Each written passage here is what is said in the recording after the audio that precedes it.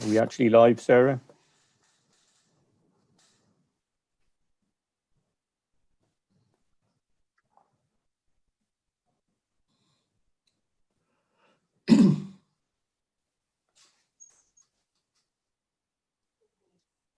Okay.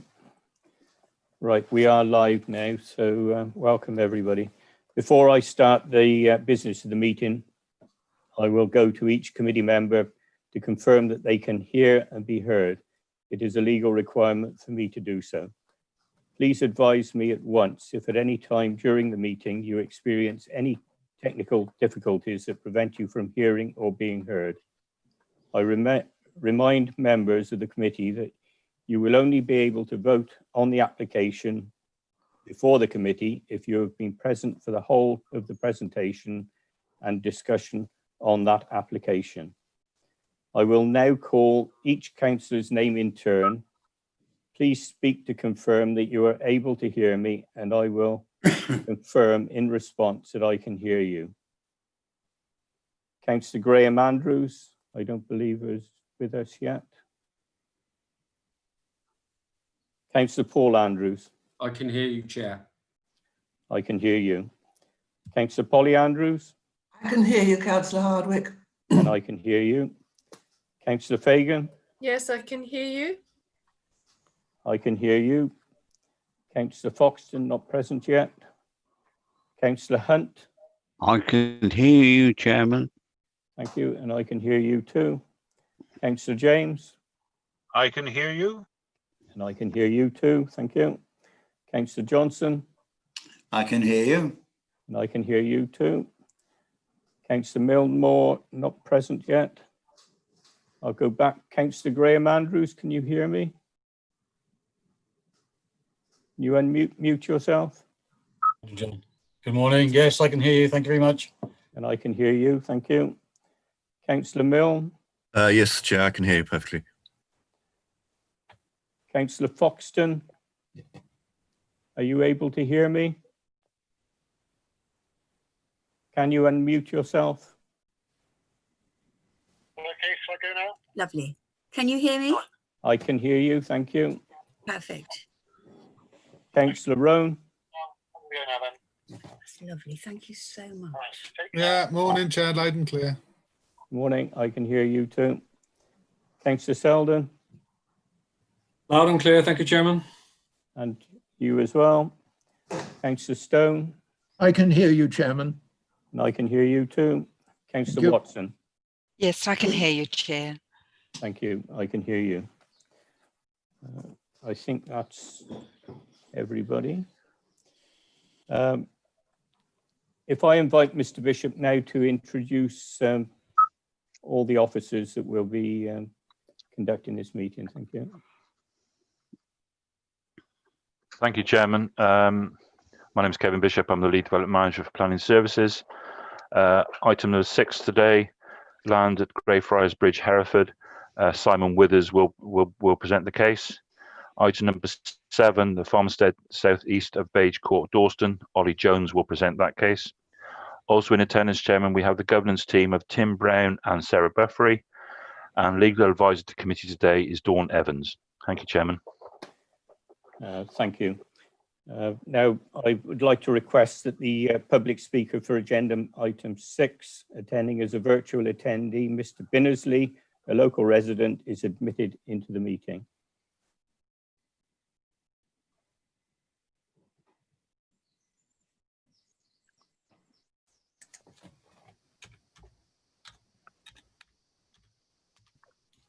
Good morning, Mr. Binnersley. I welcome you to the meeting and will call on you to speak following the officer's presentation on the application in due course. Thank you very much. You can hear me loud and clear? Yes, indeed. Thank you. Okay, thank you.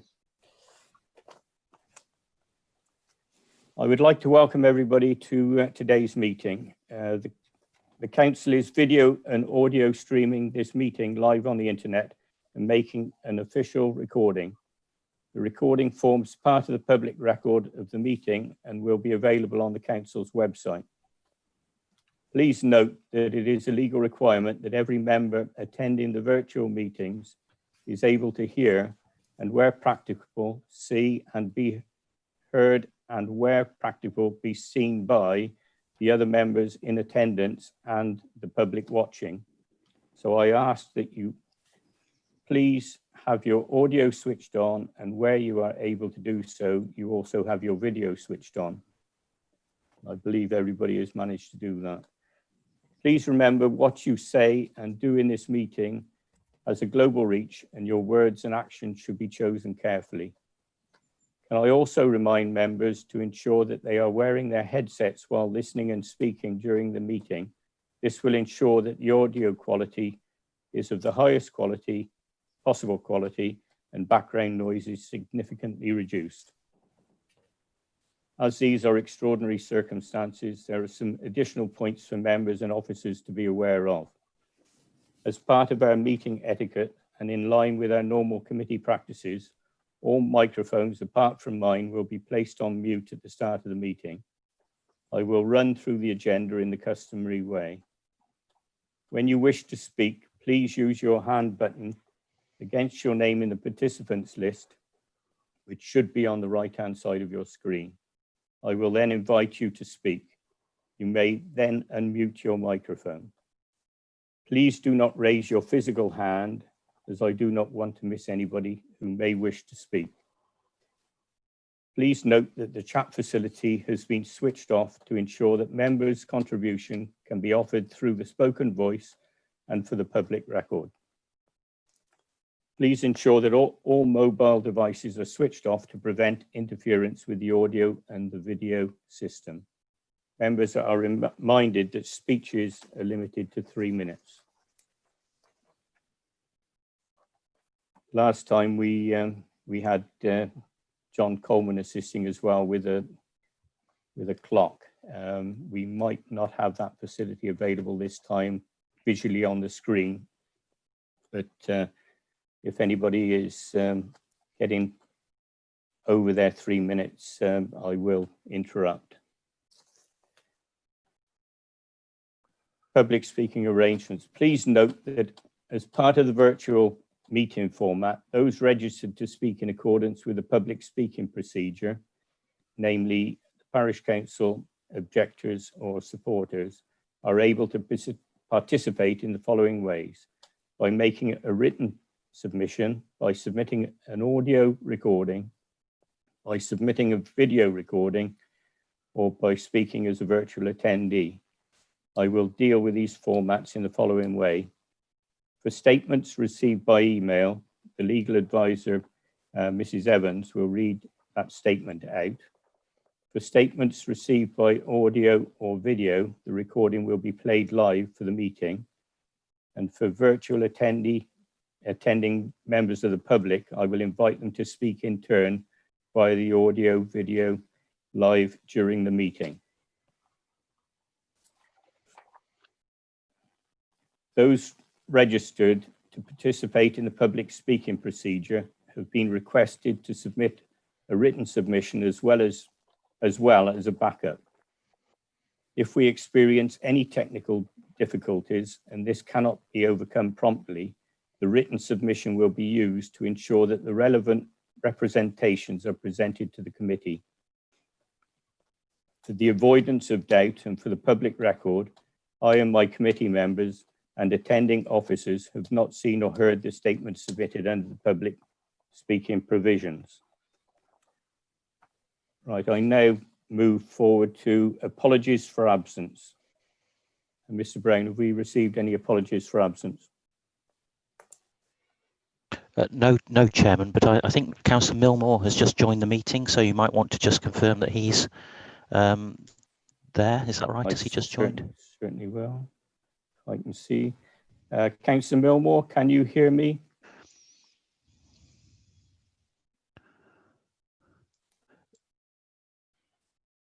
Perhaps not. He's indicated that he's indicated that he intends to do so. I'm sorry if I haven't seen him. So right, we'll wait I for can't that. see him on the screen at present. Sorry.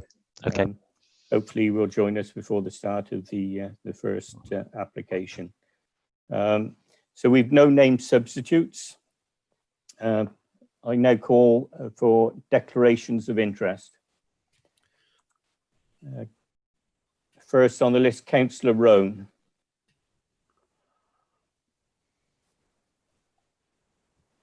Yeah, thank you, Chair. It will be a non-pecuniary interest in agenda item number 6.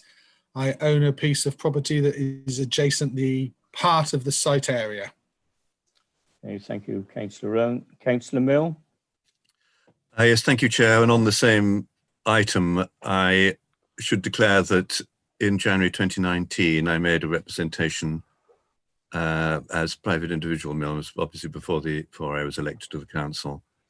I just want to make it clear that I should be taking the evidence and with a clear and impartial mind. So thank you. Thank you, Councillor Mill, for that clarification. Could I ask you to put down your hand once you've, thank you. Councillor Selden, you're not using your virtual hand. Apologies, Chair. But non-pecuniary interest in item 6, one of the residents of Riverside Court is known to me. Thank you, Councillor Selden. If there's no further declarations of interest, we move on to item 4, minutes of the previous meeting. And I ask that you all approve these as submitted. Can you remind me, Mrs. Evans, is this a name vote or a show of hands sufficient? Apologies, Chair. It may be beneficial for the purposes of the meeting that you actually ask them individually to confirm their approval or not of the minutes of the meeting, because it may be that you might miss a hand. Right. Can I ask you to do that then, please, Mrs. Evans? Bear with me, Chair.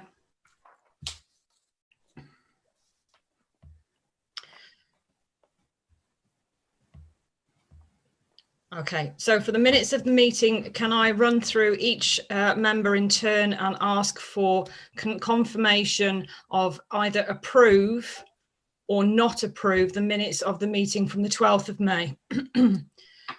Councillor Graham Andrews. I approve.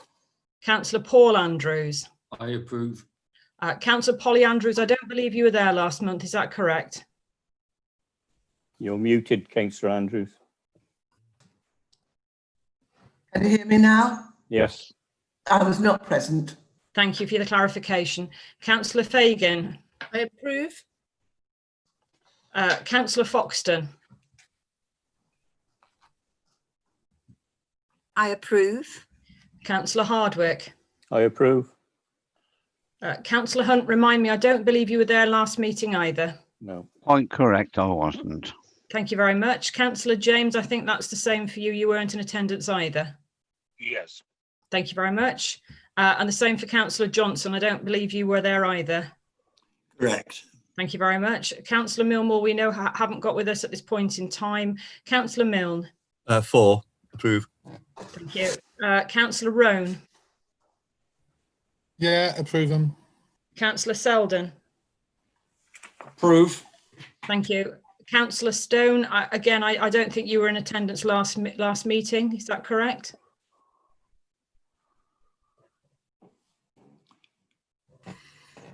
I wasn't present. Thank you very much. And Councillor Watson. I approve. Thank you very much, all. The minutes of the 12th of May have been approved as a true record. Thank you. Thank you, Mrs. Evans. We now move on then to item 5, which is Chairman's announcements. There's just one announcement that I wish to make. Members that receive emails or phone calls on an application should be reported to the planning officer dealing with the application and the main development manager. It's important so that any updates for the application before it comes into committee can actually be written up and submitted so that they are a public record. So I think there's quite a few members that received correspondence on items on the agenda today. They've been picked up in the update sheet, but it is important that all members report anything that they do receive in the future. Right, we move on then to item 6, which is planning application, land at Greyfriars Bridge, Hereford, replacement of demountable flood defences with permanent glass flood panelling. The presentation will be made by Mr. Simon Withers. The local member is Mr. Councillor Kevin Tillett, who is with us. We have 3 speakers. Mr. Kerry from Hereford City Council, who has chosen to make a written statement. Mr. Binnersley, a local resident who is present as a virtual attendee. And Mr. Thorpe of the Environment Agency, who is the applicant, and he has chosen to submit a video. I've already welcomed Mr. Binnersley and will call on him to speak following the officer's presentation on the application and the submission by Hereford City Council. And if I could just remind him that after the public speaking, he will be returned to the waiting room. Now, we don't expect you to sit in the waiting room for the rest of the meeting. You're quite at liberty to log off at that point and then go to the council website and you will be able to follow the meeting on live on the YouTube channel. So without further ado then, I call upon Mr. Simon Withers to make the presentation, please.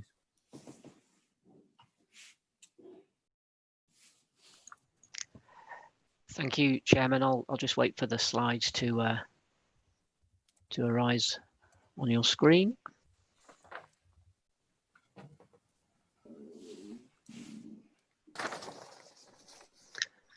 So I hope everyone can see that first slide on their screens now. I'll take you through the presentation.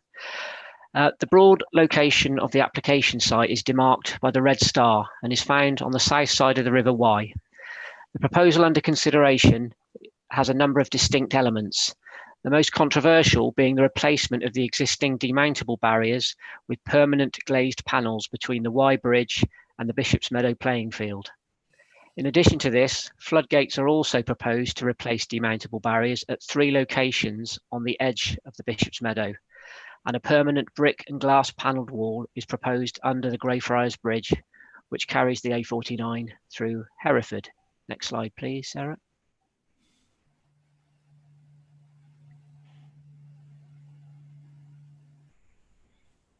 Thank you. In slightly more detail, this slide shows the full extent of the red line boundary of the application site. For ease of reference, as I move through the remainder of this presentation, the main source of concern relates to the section of the application site immediately adjacent to the Saracen's Head pub, Riverside Court, Wye View Villas, Old Ford House, Tara House, and the currently unoccupied offices. All of those are between the Wye Bridge and the Bishop's Meadow, and that will be made clearer as I move into the next slides. Thank you. Next slide, please. This slide depicts the full extent of the flood defence wall along the most sensitive and controversial section of the application site. One can see the outlines of the various buildings that sit alongside the river and those to which I've just referred to. And in simple terms, the application in this location proposes that the existing piers which will be retained will be replaced, all the demountable barriers that would have slotted in between those piers will be replaced by permanent glass panels, which will be fitted into the existing structure and in between each pier. Thank you. Next slide.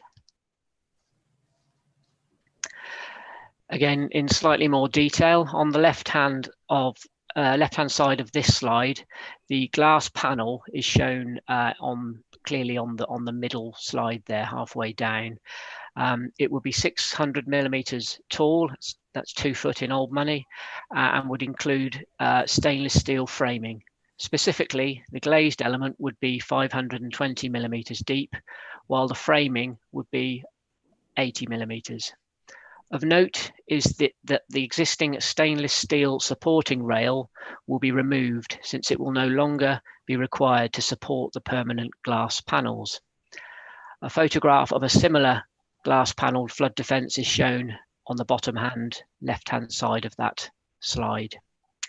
Moving across to the right-hand side, this slide shows in more detail the treatment of the 2 hinged floodgates, which will be located adjacent to the tennis courts. These will be coloured in a powder green, although the final colour finish is recommended to be secured as part of a condition of this recommendation in order to ensure that the colour harmonises as effectively as possible into this sensitive location. Thank you. Next slide. This slide illustrates the proposed hydraulic flip-up floodgate that would be located on the top of the stepped embankment. When not in use or when not deployed, this would lie flush with the top step on that raised embankment. Thank you. Next slide.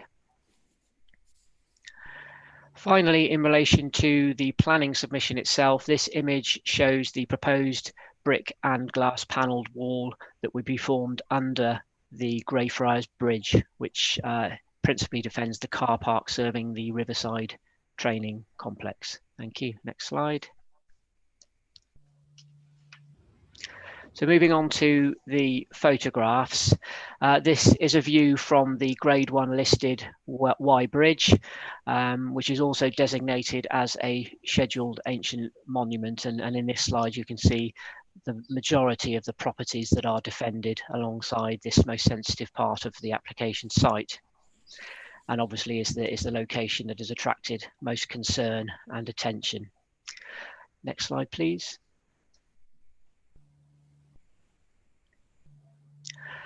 The top slide shows a typical brick to brick pier section of the defence wall. The proposed permanent solution would facilitate the removal of the stainless steel crossrail, which you can see on this slide. And whilst it is recognised that this would diminish to some extent people's enjoyment and views of the river, it's considered that this would not be completely lost, and that also it's worth bearing in mind that the intervention would amount to only approximately 125 metres of the riverbank between the Y Bridge and the tennis courts. The bottom slide on this particular slide, or the bottom image on this slide, sorry, shows the glass panelling that's in place on at the left bank development, which, although lower and in a different context to the application site, highlights that the use of glass panels is not an alien feature of this part of the conservation area. Thank you. Next slide. The top left-hand image is a view across to the left bank with the existing floodgate serving the metal steps adjacent to the Saracen's Head in the foreground. The top right-hand slide is a view from the pedestrian footpath looking across towards the Y Bridge. I would simply wish to highlight in this image that the brick piers and the existing crossrail do already have some effect on the views of the Grade 1 listed bridge structure. And finally, on this one, the bottom slide is a longer distance view looking towards the cathedral. And in this particular photograph, I hope that the recognition that the permanent panels will be no taller than the metal inserts that you can see in that photograph will show that views of this particularly important landmark will not be significantly affected in your office's opinion. Thank you. Next slide. And finally, for the sake of completeness, the final two slides will show the locations of the proposed floodgates. So this is the location of the top two slides are the locations where the hinged gates will be proposed, and then the bottom slide is the stepped embankment where the flip-top hydraulic defence barrier would be installed. And then on to the next slide, please. Finally, this is a photograph from the car park of the Riverside Training Complex, looking at the location of the permanent glass and brick barrier under the Greyfriars Bridge. And then on the right is the reverse view of that, looking from the footpath under the bridge back towards the car park. Thank you. Next slide. So to conclude, the proposal is submitted based upon the premise that the permanent structure will maintain the existing level of protection associated with the demountable solution, and the application contends that the risks associated with the potential failure to deploy the demountable barriers will be reduced, enabling Environment Agency operatives to focus on other flooding incidents in Herefordshire and to focus limited resources elsewhere in the long term. The rationale behind the submission, however, is not a consideration for a decision on the planning merits of the proposal. Similarly, it must be stressed that concerns about the future maintenance and the potential for graffiti or other acts of antisocial behaviour causing damage to the glass cannot be given weight in your assessment of the planning merits of the application. The principal consideration in this case is whether the proposed permanent panelled solution, together with the other less contentious elements of the scheme, would result in harm to the setting of the Grade 1 listed Y Bridge, other listed and unlisted buildings along this part of the riverside, and the character and appearance of the wider conservation area. In this context, it's of note that there are no objections returned from Historic England or the principal planning officer, and it is contended by officers that there would be no additional harm caused by the use of the permanent glass panels in lieu of the demountable barriers and the existing cross rail in this regard. Therefore, in consideration of the matters before you and those which are material to the consideration of the application, approval is recommended. Thank you, Chairman. Thank you, Mr. Withers. We now move across to public speakers, and first we'll call on Mrs. Evans, our legal advisor, to read the written submission from Mr. Kerry on behalf of Hereford City Council. Mrs. Evans. Thank you, Chair. As highlighted, this is from the City Council. Members of the Hereford City Council Planning Committee objected to planning application 184520, principally on the grounds that the materials proposed are not suitable. City councillors were concerned that glass panels would be an ideal target for vandalism, being potentially prone to both graffiti and breakage. The location in question already suffers from a high level of antisocial behaviour, mostly at night, due to poor lighting and the secluded nature of the area. It was noted during the reading of the access and design statement that the choices of glass available to the applicant had included anti-graffiti glass, but had not been chosen due to the assumption that no graffiti would occur, and city councillors did not agree with this. It was also noted that no mention was found relating to how difficult it might be for one of the glass panels to be intentionally shattered, and that this should have been included in the report. The secondary concern to the planning committee related to the cleaning and maintenance of the glass. During times of high water, it was assumed that the glass would become smeared or misted and attract a build-up of algae. Though city councillors did note that the design and access statement asserts that the self-cleaning glass should need cleaning only once or twice a year, there were doubts as to how vigorously this would be upheld. City councillors would therefore have preferred to have seen a plan in place for regularly scheduled cleaning, which would be provided routinely rather than ad hoc. Lastly, city councillors had reservations over the choice of the aesthetics of the materials proposed. As the area is of key historical and cultural importance to the city of Hereford, councillors felt that glass is out of keeping with the rustic nature of the current environment. Chris Chappell, the Hinton and Hunterton ward councillor at the time the committee reviewed the application, said that the defences will alter the whole nature of the Y Walk from St Martin's to Bishop's Meadows, which is part of the tourist trail. Having spoken to several local residents, he found that they shared these sentiments. It was agreed that glass is an inappropriate material to have in place along this scenic route. In summary, the Planning Committee objected primarily on grounds relating to the nature of the material rather than the intent of the application. Members of the committee put forward their desire to see a revised plan with a more suitable concept befitting the location. Thank you for listening. Thank you, Mrs. Evans. I now move across to Mr. Binnersley, an objector to the application.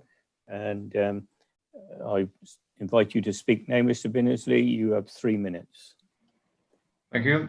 Thank you for inviting me to speak. And I sent an original objection to you on the 24th of October, which was along the grounds that the council has just highlighted. My comments now, having had a very deep flood on the 16th, 17th of February, which was approaching 20 feet, as councillors will know, there were problems with water leaking through the wall. We would have had flooding in our houses if they didn't, if the EA didn't bring along extra pumps which weren't available at the time. Is it the intention of the Environment Agency to have no monitoring of the defences once these new panels are in?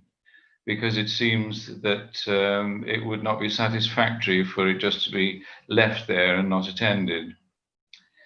The main part of the objection from my point of view is in my previous statement that this is one of the most active tourist areas in the town. We have a lot of people walk past the front. I live in 4 Wyview Villas, which is directly opposite the river, and many people walk past. And we're waiting, in fact, for the council to repair the pathway up by the Saracen's Head, which has been waiting for nearly 6 months. But it would be a great shame for this to change the nature of the way that the area is protected and the environment that we all enjoy. The other things that really occur to me are, is the glass guaranteed? The impact of water coming down, which I should hope it is, and I'm still worried about the maintenance of it, because glass can be self-cleansing, but it doesn't sound as though there is a system in place. The last thing that I'd like to say is that with the demountable barriers on the walkway and by the tennis court, who would be responsible for putting those in place? And would there be guarantee that the one on the top of the walkway, which is an hydraulic system, would be regularly maintained to make sure that it worked? I think that is more or less, I have given a list of my my comments to Tim Brown, and if necessary, they'll be available. So those are my concerns, having had the flood on the 16th, 17th of February. Thank you very much. Okay. Thank you very much, Mr. Binnersley. Spot on 3 minutes. Well done. I now request that the video submission from Mr. Thorpe on behalf of the Environment Agency to be played now, please.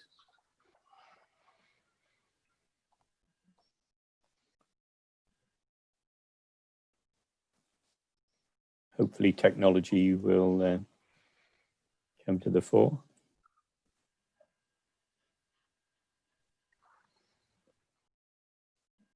While we're waiting for the video, I see Mr.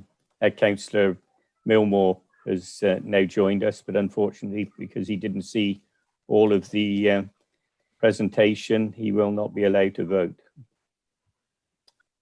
Okay, thank you, Sarah. Thank you for the opportunity for us to make a statement in support of our application this morning.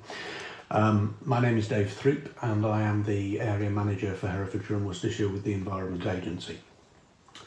The main reason we want to undertake the works that are outlined in our application is the improved resilience to our main flood defences in Hereford City itself. At the moment, they protect around 200 homes and businesses in the centre of the city.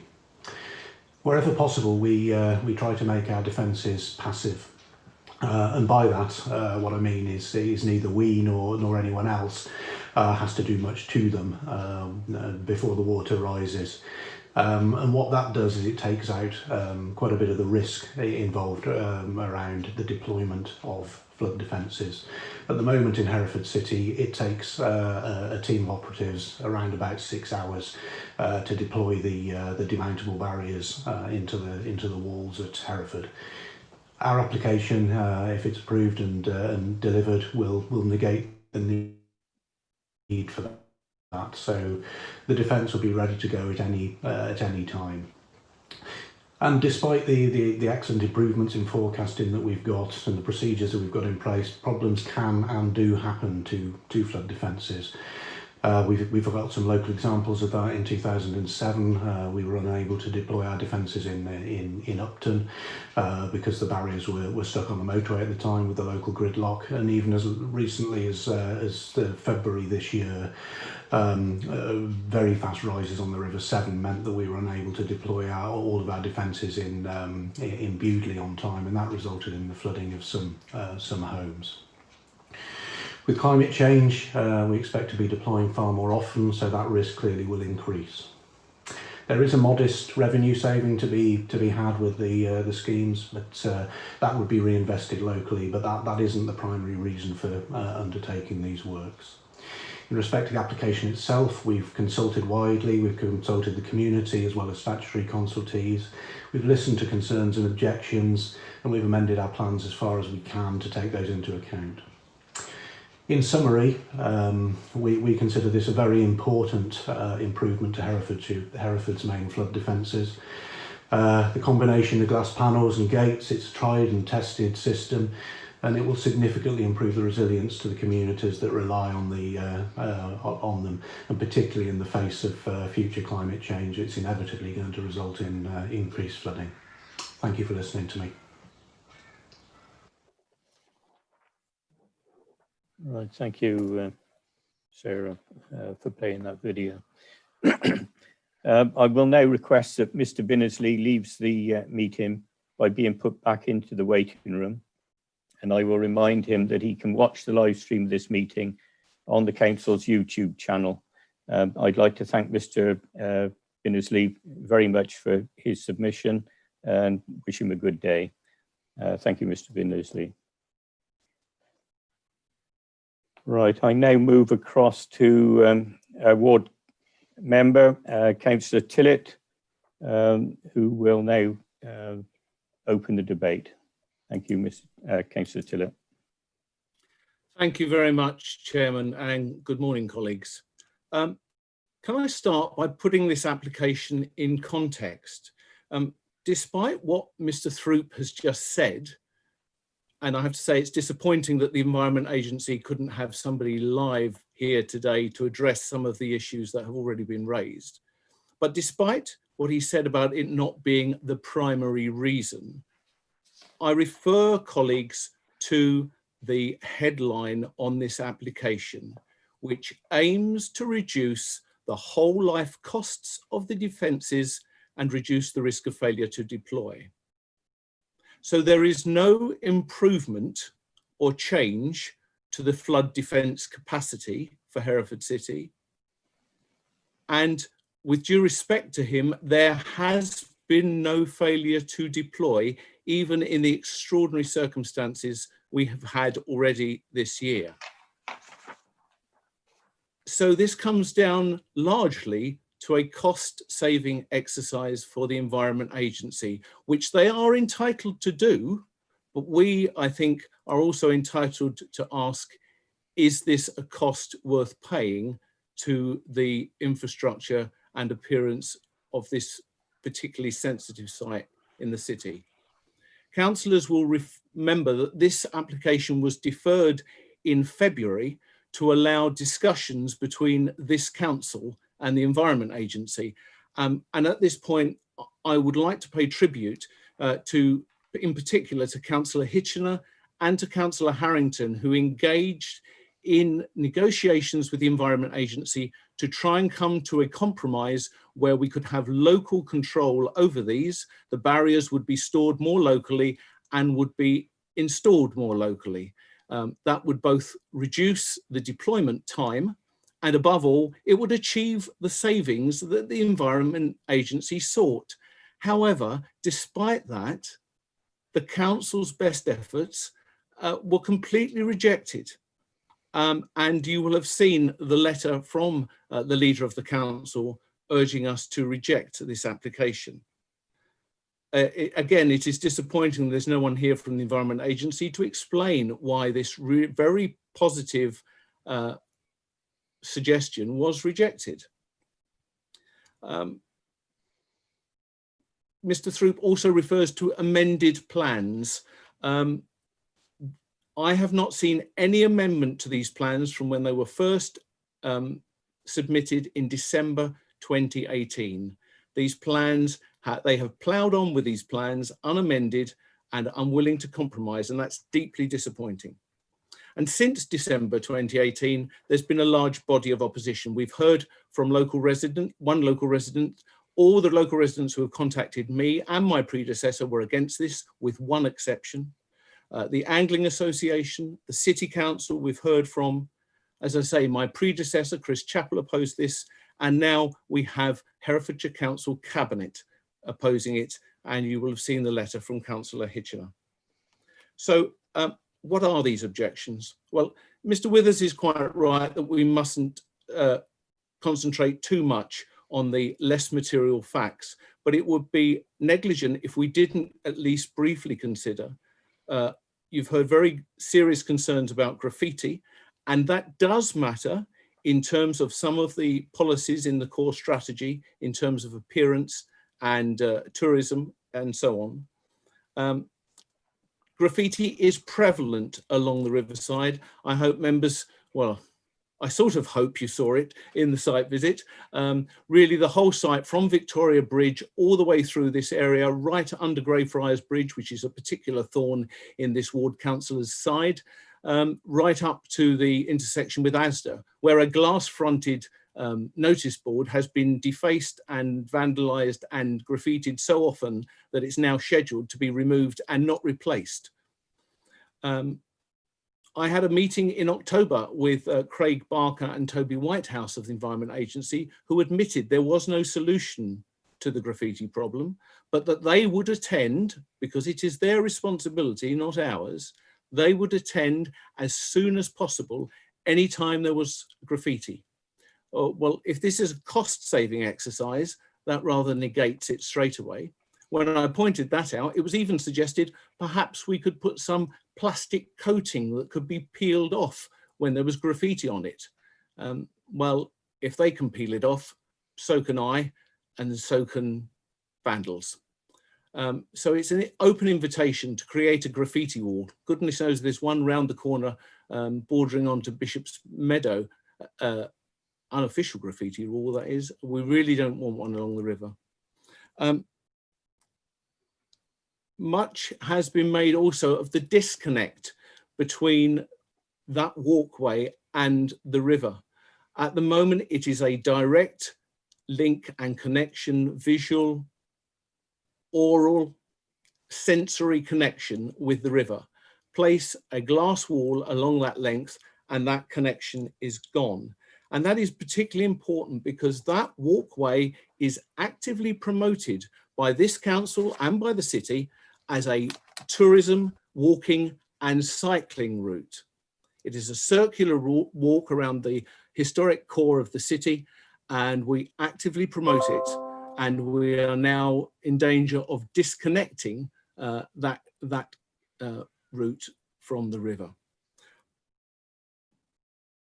There is no argument with the small flood gate under Greyfriars Bridge. That seems eminently sensible.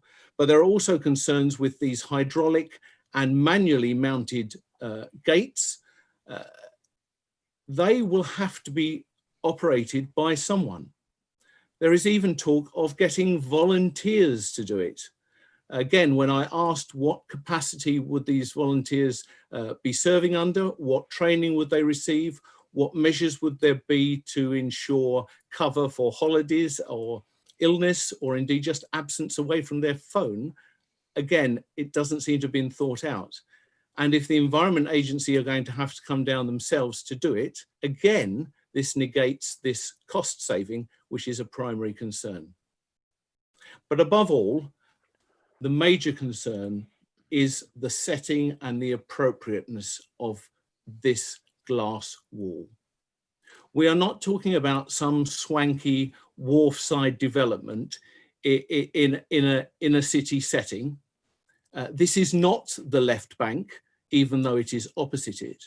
This is a historic, iconic view of Hereford City. The Victorian terrace that these will be in front of has formed part of the scene and the view from the old bridge, unaltered largely for 150 years, perhaps more. Every day, residents enjoy this view, and in particular, during the tourist season, hundreds, probably thousands of tourists are directed down this way, and probably tens of thousands of photographs are taken of that iconic view from the old bridge, looking downstream, that Victorian terrace, the view down to Bishop's Meadow, the cathedral, and the Victoria Bridge beyond. This is a view that has, as I say, remained unaltered, and the decision that you make today will irreversibly alter that image. And it is no accident that our core strategy is stuffed full with policies to protect the visual environment and the heritage and historic setting of our buildings and any alterations to them. You heard Mr. Withers refer to this as a site which has ancient monuments, historic buildings, a site of special scientific interest, and listed buildings. This is not an area to be trifled with, and the core strategy is full of policies to protect exactly this sort of setting. And in my summing up, Chairman, I will happily steer colleagues towards some of those policies. So to sum up, there are concerns about graffiti, about a disconnect from the river, but above all, this is an historic site alongside the river, unaltered for 150 years.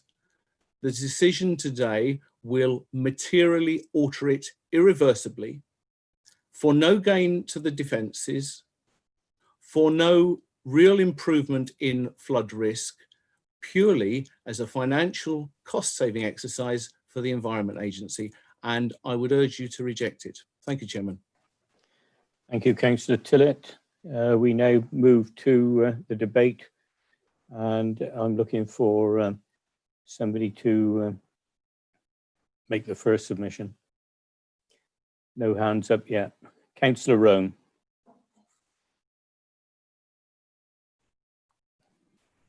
Yeah, thank you, Chair. Can we have some clarification from Mr. Withers? Reading in the document, it says that the Environment Agency may look for a volunteer to open and close the hydraulic gates.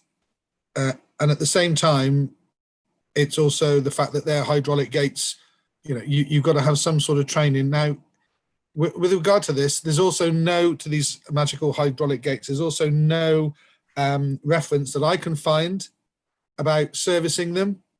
And, you know, when it's all nice and fresh and new and pumped up with oil, they work wonders. But 6 years from now, 8 years from now, when the leaves have gone in there and the grime's gone in there and dogs have walked past and christened it, who's going to service it? How's that going to be taken care of?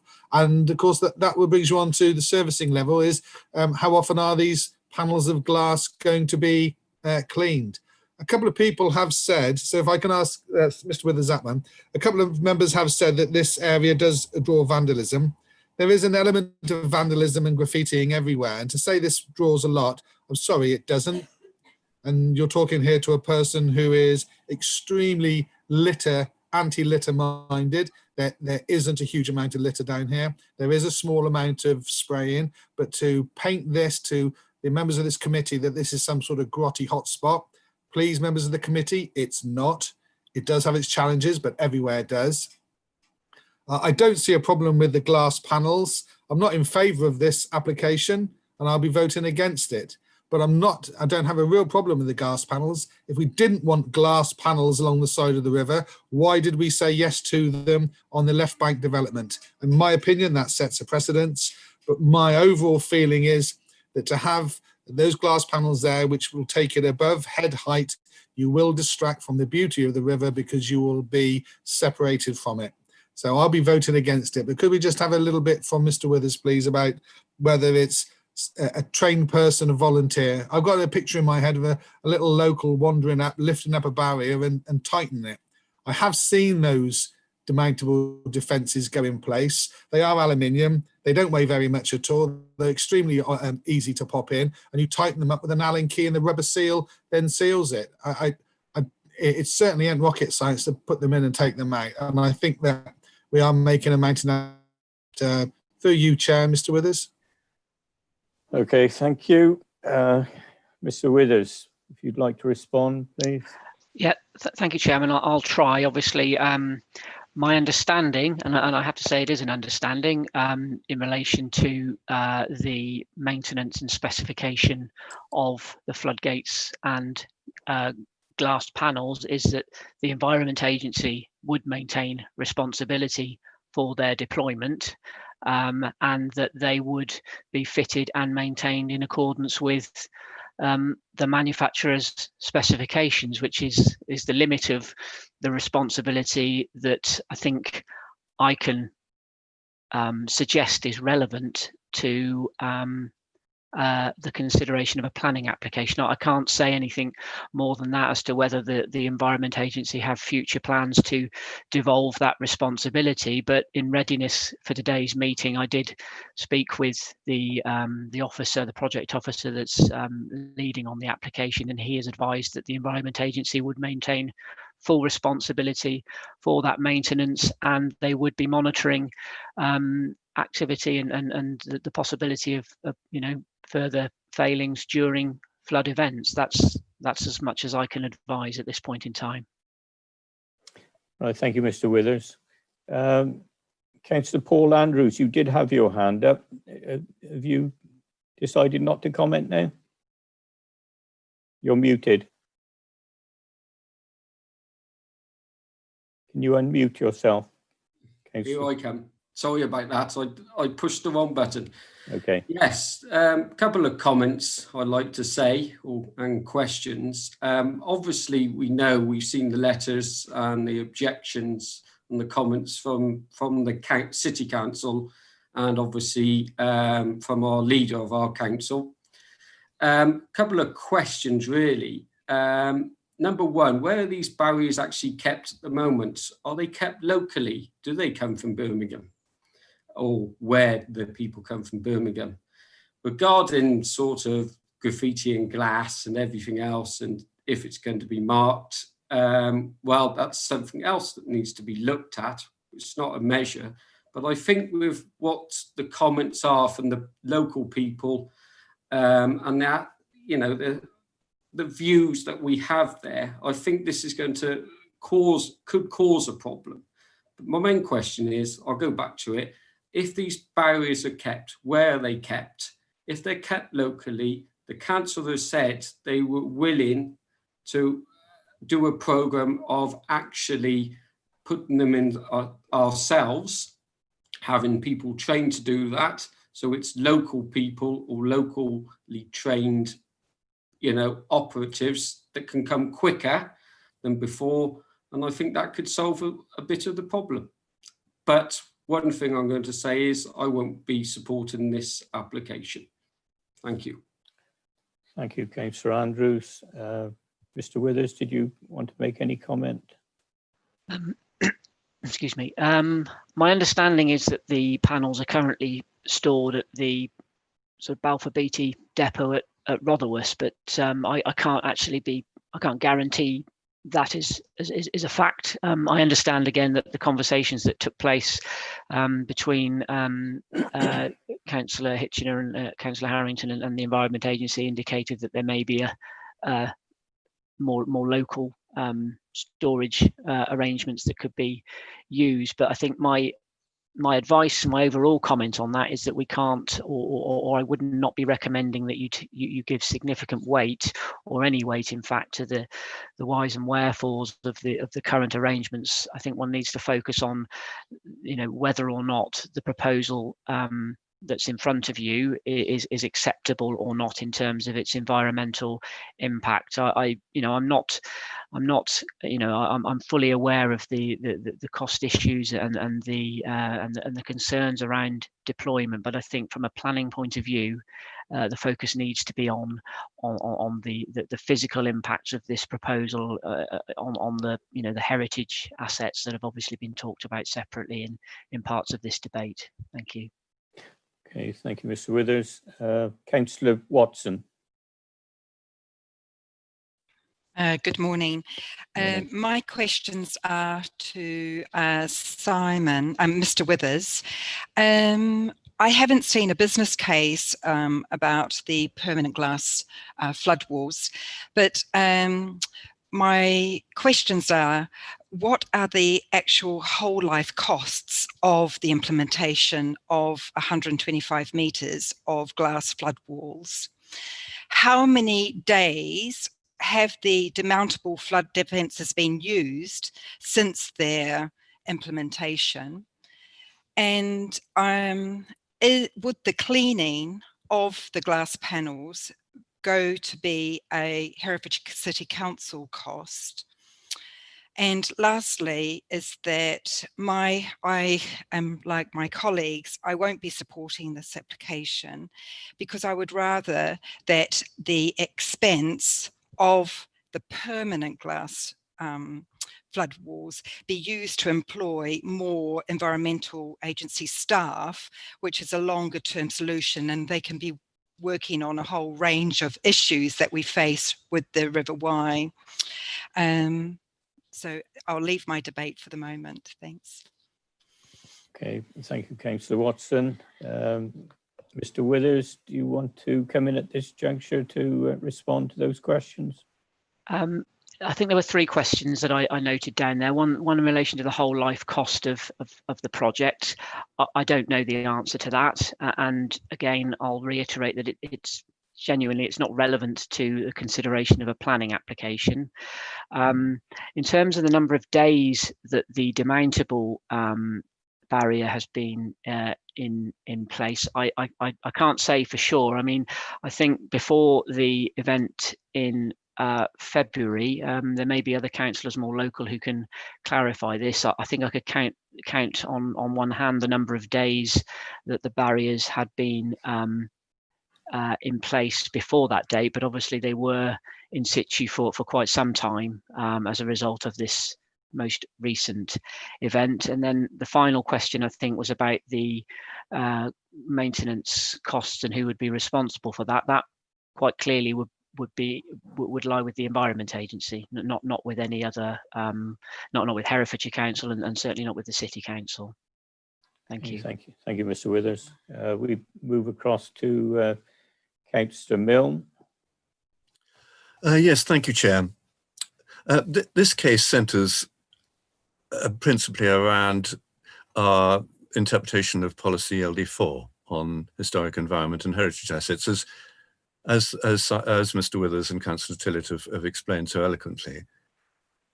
In other words, what weight do we as individuals give to our commitment to preserve, protect, enhance the settings of these highly graded scheduled monuments and listed buildings in this area?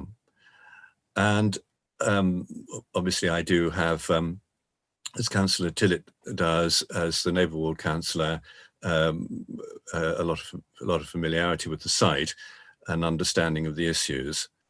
At least I'd like to think I do. We give a lot of weight to what Historic England says. Historic England, in the person of their assistant inspector, in the first sentence of the third paragraph of her letter last year, said that it does have a limited impact. She said limited is the word which she uses on heritage assets. Well, certainly that is a view that it is, in her view, limited, but nonetheless it is the case that Historic England accept that the proposal has an impact, and an adverse one at that. So we have, I think, to consider how, in view of the comment about the left bank, which Councillor Rowan made, since clearly glazed elements are part of the left bank development, whether that contributes positively to our experience of Hereford and this particularly iconic view of Hereford, or whether it detracts from it. And in the last analysis, these things will be matters of individual judgment. I take the view that architecturally the left bank has a positive contribution to make, and I think that in time it will be valued. Whereas I rather suspect that these glazed panels, were they to be approved, would not be looked upon favourably, and so I will be voting against. Thank you, Chair. Thank you, Councillor Mill. I've got nobody else actually showing. Councillor Polly Andrews. Thank you, Chairman. Much of what I was going to say has already been said, but I will simply say the demountable system has been very effective, so I understand, even when floodwaters were at their height. I must say, it's difficult to remember, isn't it, that only a few months ago we were knee-deep in water everywhere. But I would have to say that if the Environment Agency has money to spare, and I understand that we have no costing for these glass windows, there are other areas where flood alleviation measures would be very greatly valued. Okay, thank you, Councillor Andrews. I'll just remind, before I move to Councillor Hunt and Councillor Johnson, that nobody has actually proposed or got a proposal on the table for us to vote to yet. So I think that members need to be mindful of that. Several have already mentioned which way they intend to vote, but obviously if that becomes a motion, we need reasons for that as well. So please be mindful of that. Councillor Hunt. Thank you, Chairman. Can you hear me okay? Yes, thank you. Thank you very much. My contribution will be quite brief. Glass panels, in my view, are the least intrusive design, and being transparent reduce visual blocking for tourists and others. Any barrier system can attract graffiti, but this must not be a reason to reject this application. My only question is, will the glass reflect sunlight to the detriment of other residents, road users and pedestrians, or is it of a non-reflective nature? I believe some form of barrier system here is essential. And responding to what you just said, Chairman, I will move approval of this application in line with the officer's recommendations. Thank you, Councillor Hunt. Can I ask, have we a seconder for that motion to approve? If not, I will second that from the chair. And I now move, there was a question there with regards to the reflection from the glass. Have we a response for that, Mr. Withers? Thank you, Chairman. nowhere in the supporting documentation have I seen any particular reference to the specification of the glass in relation to its reflectivity. But I suppose what I would say is that if members were minded to approve the application, we could certainly make the specification, the precise specification of the glazed screen a condition of the planning permission, and that could help to address the reflectivity or the concerns about the reflectivity of the glass. I don't think it is intended to be specifically non-reflective, but it's something that could be addressed through a condition if it was found necessary. Thank you. Thank you for that. Councillor Johnson. Thank you, Chairman. With regard to the last comments, if non-reflective glass were to be fitted, it certainly isn't as clear as just plain glass. I've got limited but some experience with the use of non-reflective glass. But my overall comment is that, having listened to the Environment Agency's case, which was clear, but I didn't think was particularly strong, it really boils down to a view. Is the limited advantage outlined by Environment Agency worth the potential damage to the view? I walked past a similar arrangement in Upton on Severn. Now they've got some glass panels there, but those glass panels only come up to about waist high, rib high to the average walker along the street. And so a clear, unobstructed view of the river remains available. If you were looking at the river through the glass, it really would have quite an impact and a different view. It seems to me on balance that the good outlined by the Environment Agency is insufficient to warrant the potential damage to the view of head height glass panels along there, and therefore I feel unable to support this application. Thank you, Chairman. Thank you, Councillor Johnson. I've got no further speakers registered at the moment. Before I go to officers to make any comments, are there any last minute offers of comments? No. I'll go to Mr. Bishop now, please. Thank you, Chairman. Very good debate by members for and against the proposal. Can I just direct members to the report, and in particular their professional specialist officers who have assessed this application?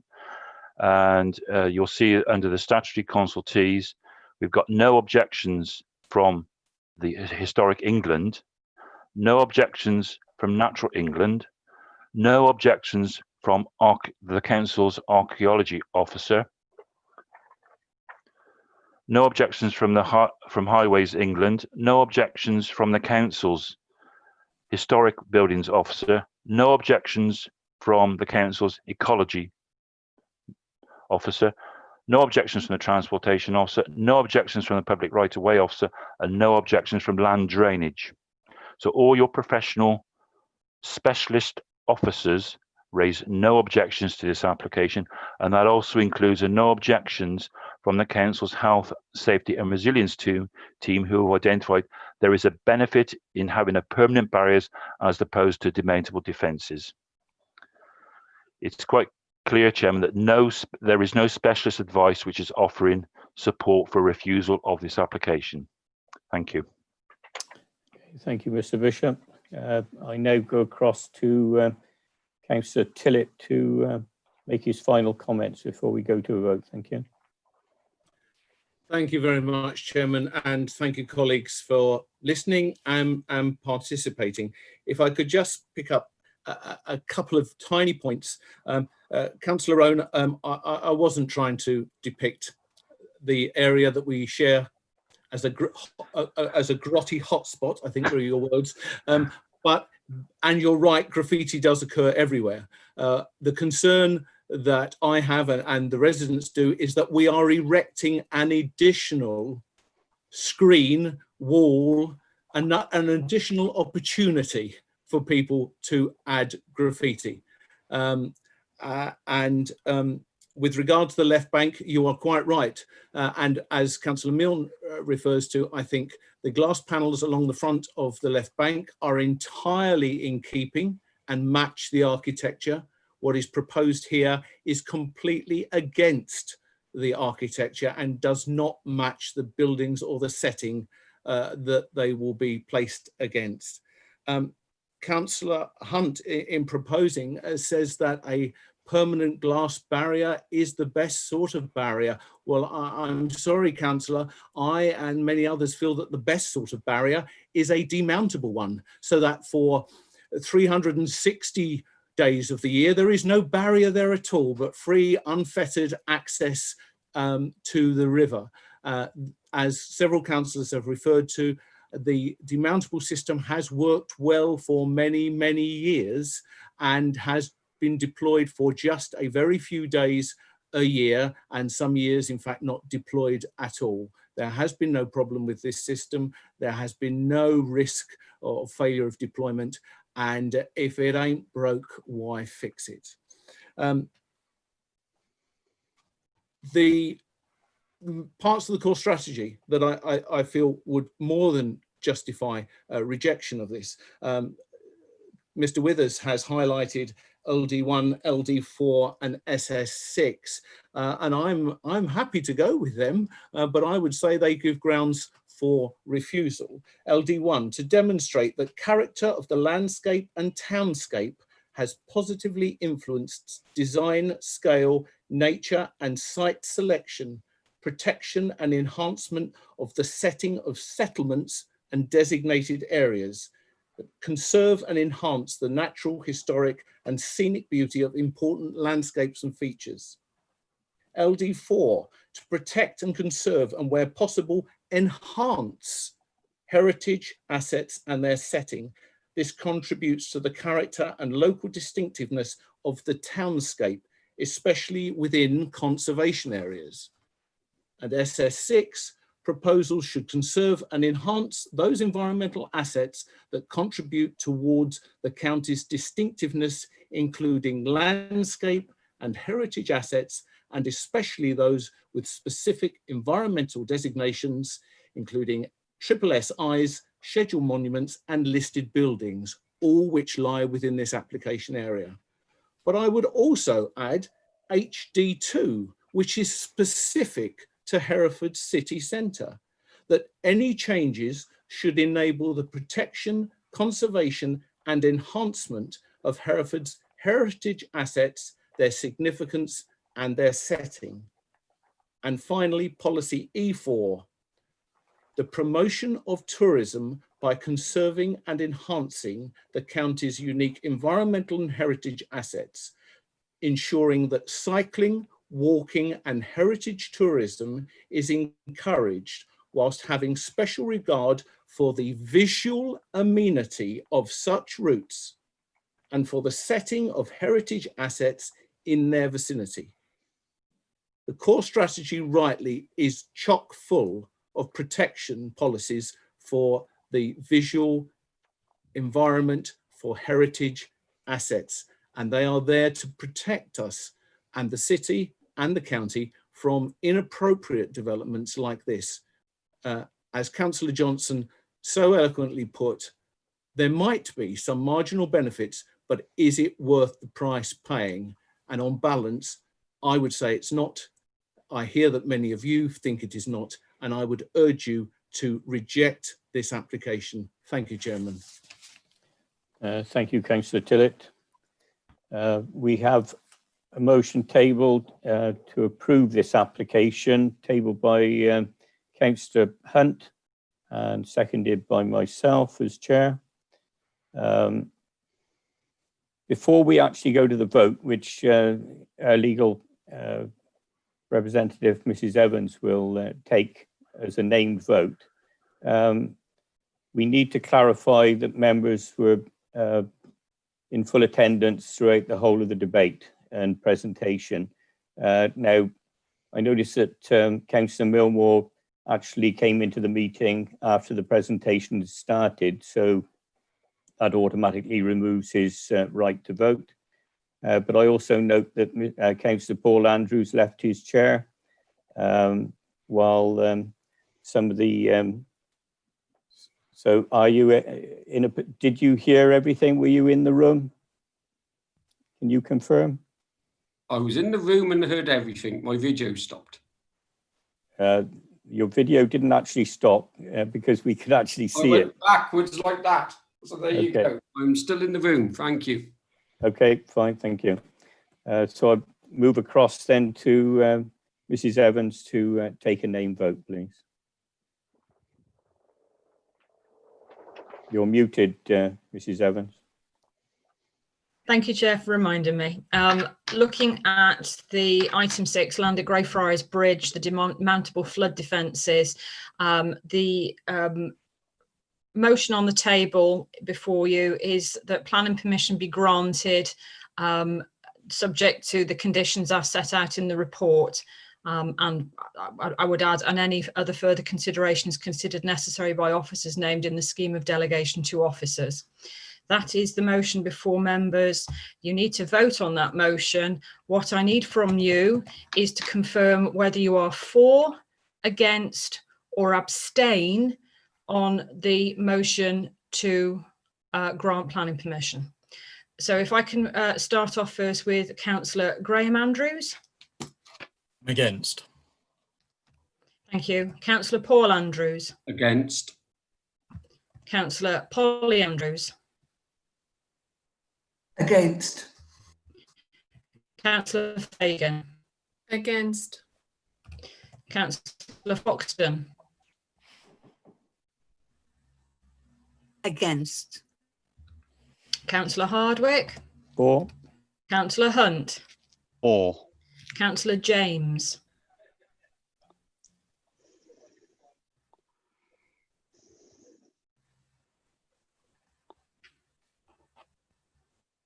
Can you unmute yourself, Councillor James?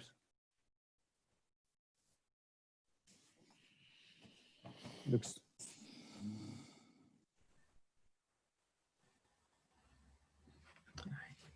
Against.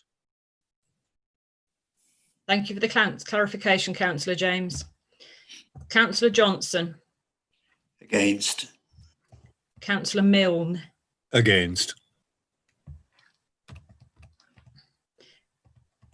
Thank you. Councillor Roan. Against. Councillor Selden. Against.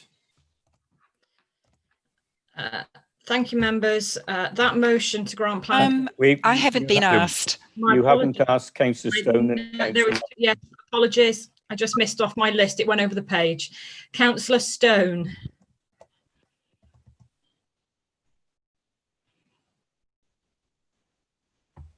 Bottom left, Councillor Stone. Thank you, Chairman. I'm against. Thank you, Councillor Stone. And lastly, Councillor Watson. Against. Thank you. For clarification then, that motion to grant planning permission has fallen. We have nothing on the table. Therefore, I put it back to you, Chair, to call next. Okay. Thank you, Mrs. Evans. I now look to the committee then for a proposal.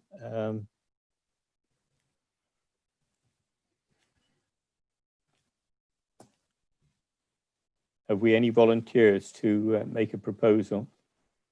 Sorry, Councillor Watson. I propose that we reject this application because the natural, social and cultural capital value outweighs the need or demand for this particular application. And the reasons are for what Councillor Tillett has stated, is that it contravenes policies in LD1, LD4, SS6, but for me it's really about policy E4, that it is not safeguarding, particularly number 5, it is not safeguarding a historic route. So and we can also include HD2 in that as well. Right, thank you. Have we a seconder, please? Councillor Fagan? Yes, I'd like to second that. Thank you.